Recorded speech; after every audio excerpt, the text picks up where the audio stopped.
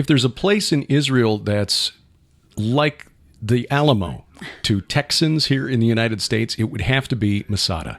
That's a really good way to explain it, because I would venture to say that there are many Christians who know their Bible that still don't really understand what Masada was all about, because in many ways our Bible ends, at AD 90 or so. Yes, we get a peek into the very end of days, but the history itself, it ends before Masada happened. Well, yeah, it ends with the letters of Paul, so the book of Acts and then the epistles really conclude before AD 70 with the fall of Jerusalem. Exactly. And then Masada fell 3 years later. And then John was writing in about AD 90, so that's about the last historical point that we get. Right. And eschatologically, it's different, but yeah, Masada it's this incredible place that King Herod had built as his last redoubt.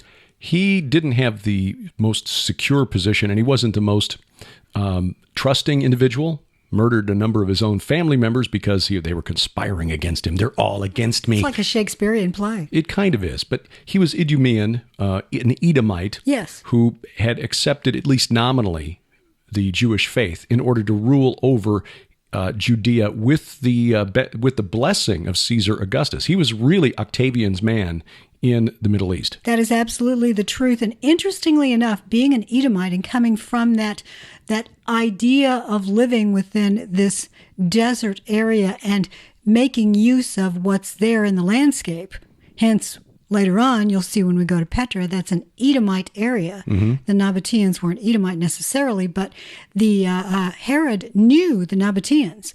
He grew up knowing their capabilities, yes, and he made use of that.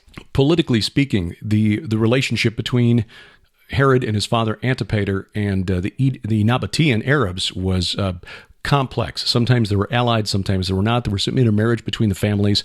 Anyway. That is so true, but we get this location, which it's very, very isolated. You could see why it would be very difficult to assault and siege that area. It took the Romans months to build a siege ramp, and the remnant of the siege ramp is still up against the side of Masada.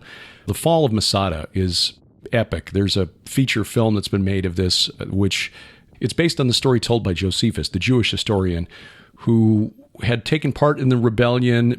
All of his men surrendered except for him.